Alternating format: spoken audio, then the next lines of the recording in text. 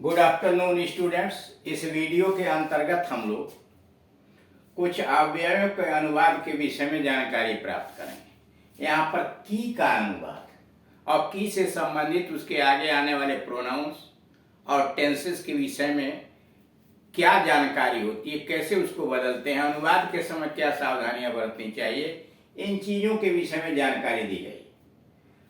Change of person यानी की के बाद जो उपवाक्य आएगा उसमें पर्सन जो आएंगे, first person, second person, third person, उसमें किस प्रकार का परिवर्तन होगा।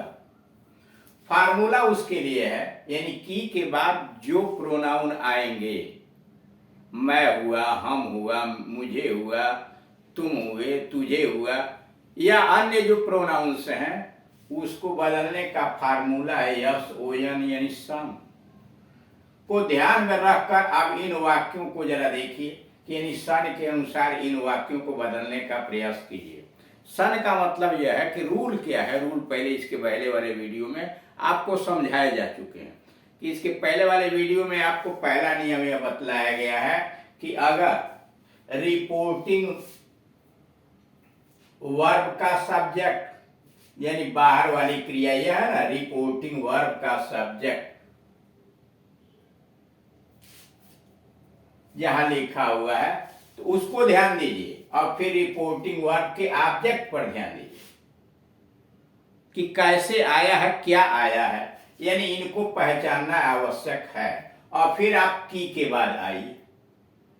अगर की के बाद फर्स्ट पर्सन का प्रोनाउन आया है, जैसे यहां मैं आया है, यदि की के बाद फर्स्ट पर्सन का प्रोनाउन आया है तो उसे इस रिपोर्टिंग वर्ब के सब्जेक्ट के अनुसार बदल दीजिए।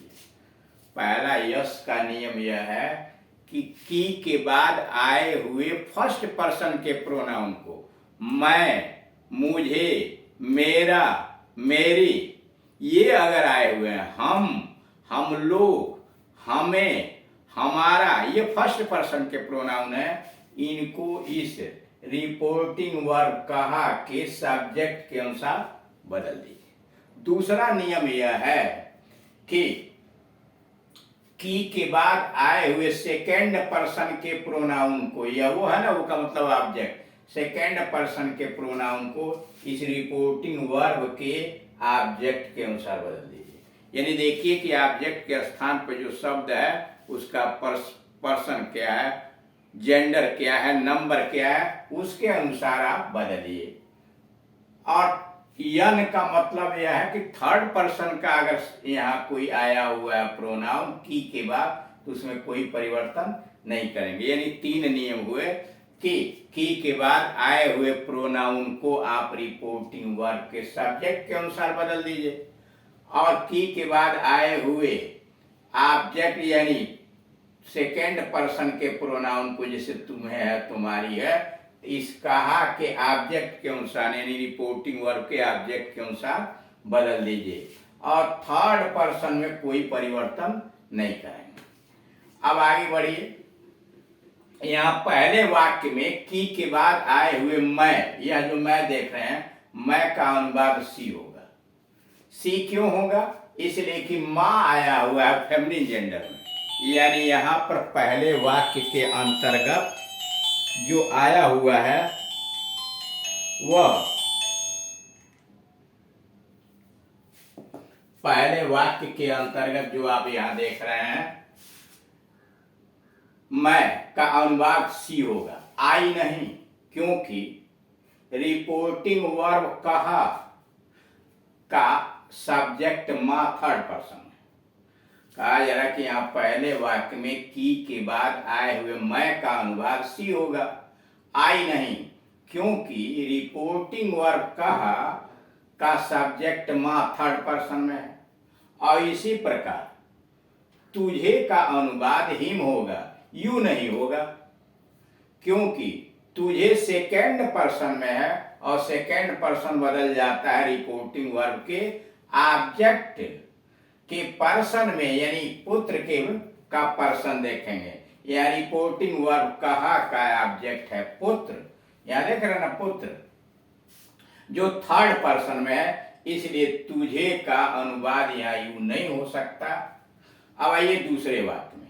दूसरे वाक्य में की के बाद मैं आया है और रिपोर्टिंग वर्ब कहा का सब्जेक्ट है मैंने। यहाँ मैं आया है, यहाँ मैंने आया हुआ है, तो इसलिए फर्स्ट पर्सन आया है, तो इसलिए मैं का अनुवाद यहाँ आई ही होगा, यानी आई को बदलेंगे आई के अनुसार तो आई रह जाएगा। परंतु तुम्हारी का अनुवाद, ये तुम्हारी जो है, यह तुम्हारी का जो अनुवाद है वह हिम होगा, यू नहीं होगा, इसलिए कि तुम्हारी बदलेगा ऑब्जेक्ट राम के अनुसार और राम थर्ड पर्सन में है, इसलिए हिम होगा। क्योंकि रिपोर्टिंग वर्ब का ऑब्जेक्ट राम थर्ड पर्सन में है। तीसरे वाक्य में मैं का अनुवाद होगा यू। अब तीसरे में आइए, मैं का अनुवाद होगा यू, क्योंकि सब्जेक्ट के स्थान पर यू लिखा हुआ है, तो तीसरे वाक्य में यहाँ मैं के जगह पर यू लिखेंगे, क्योंकि रिपोर्टिंग वर्ब का सब्जेक्ट तुमने सेकेंड पर्सन में है, यानी यहाँ देख रहे हैं यह सेकेंड पर्सन में है, तो इसलिए ये मैं जो बदलेगा इसके अनुसार तुमने के अनुसार बदलेगा। इसी प्रकार तुम्हारी का अनुवाद होगा मी, यानी यहाँ जो देख रहे हैं तुम्हारी मदर, तुम्हारी बदलेगा मुझे के अनुसार, इसलिए होगा मी न कि यू, क्योंकि रिपोर्टिंग वर्ब कहा का ऑब्जेक्ट मुझसे फर्स्ट पर्सन में। रिपोर्टिंग वर्ब कहा का ऑब्जेक्ट मुझसे फर्स्ट पर्सन में है और आप SON फार्मूला की सहायता से ऐसे अनुवाद बहुत आसानी से कर सकते हैं। और आप इस फार्मूले यानी SON के फार्मूले के हिसाब से आप इसका अनुवाद बड़े आसानी से कर सकते हैं।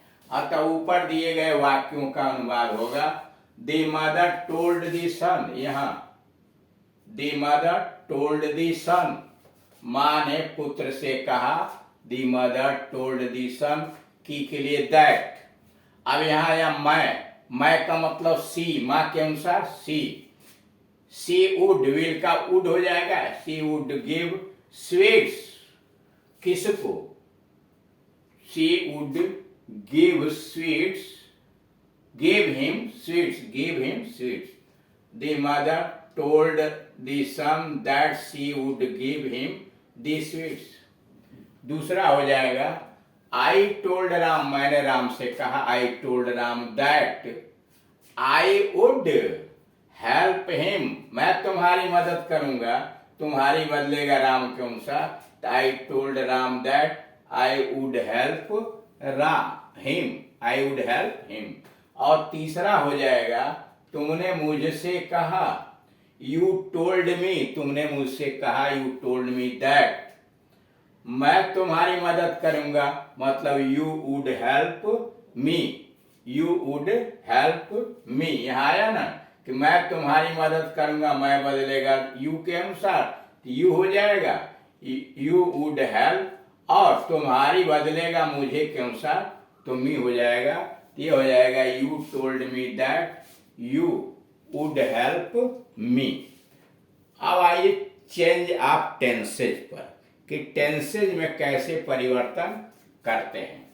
रूल नंबर 1, की के बाद आने वाले टेंस का भी अनुवाद सावधानी से करना चाहिए, यानी की के बाद जो टेंसेज आते हैं उसे भी ज्यों का त्यों नहीं लिखना चाहिए, उसे भी टेंस पर ध्यान देना चाहिए। जैसे राम ने श्याम से कहा कि मैं जाऊंगा, तो राम ने श्याम से कहा कि मैं जाऊंगा, राम टोल्ड श्याम, और अभी आपने पढ़ा मैं बदला किसके अनुसार, राम के अनुसार।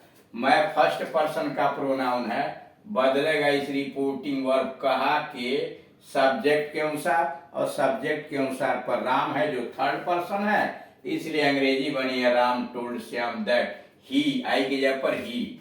और मैं जाऊंगा तो मैं हो गया ही, और विल के टेंस बदल दिया वुड गो, विल का पास्ट टेंस कर दिया would go, he would go. तो आप यहाँ देख रहे हैं कि टेंस बदल गया है, यानी राम बाहर वाली जो क्रिया है, यानी यह रिपोर्टिंग वर्ब चूंकि पास्ट टेंस में है, तो इसका टेंस बदल गया है।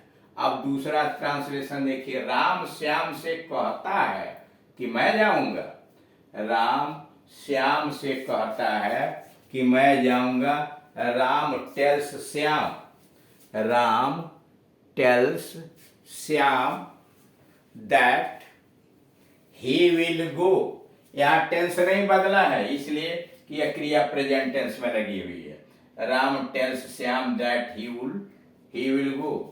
तीसरा है राम विल टेल श्याम, राम श्याम से कहेगा, Ram will tell Shyam that he will go. यहाँ भी टेंस नहीं बदला है, प्रोनाउन तो बदले हैं, तीनों जगह प्रोनाउन बदला है, तो ही हो गया है ही। अब ऐसा क्यों हुआ? ऐसा इसलिए हुआ कि डायरेक्ट से इनडायरेक्ट जब आप बनाते हैं, नरेशन में जब आप परिवर्तन करते हैं, तो उसका नियम यह है कि यह रिपोर्टिंग वर्ब, यहाँ जो आप देख रहे हैं ना, अगर यह रिपोर्टिंग वर्ब प्रेजेंट टेंस में या फ्यूचर टेंस में लिखा है, जैसे वाक्य नंबर 2 और 3 का है, अगर रिपोर्टिंग वर्ब प्रेजेंट टेंस में या फ्यूचर टेंस में है, तब की के बाद आने वाले क्रिया का टेंस नहीं बदलेंगे। यानी अगर वाक्य के अंतर्गत पहली क्रिया प्रेजेंट टेंस या फ्यूचर टेंस में है, यानी रिपोर्टिंग वर्ब प्रेजेंट टेंस या फ्यूचर टेंस में है, तो उससे जुड़ी हुई की के बाद क्रिया का टेंस नहीं बदलेंगे, उसी टेंस में रह जाएगा। लेकिन अगर रिपोर्टिंग वर्ब पास्ट टेंस में लिखी हुई है, यानी रिपोर्टिंग वर्ब बाहर जो क्रिया है वो पास्ट टेंस में आई हुई है, तो की के बाद जो उपवाक्य आएगा, जो क्रिया आएगी, उसका टेंस बदल देंगे। इसीलिए यहाँ देखें लिखा है Ram told Shyam that, told past tense में है, इसलिए दैट ही वुड गो। अब इसके संबंध में डिटेल जानकारी अगले वीडियोस के अंतर्गत प्रदर्शित की जाएगी। Thank you.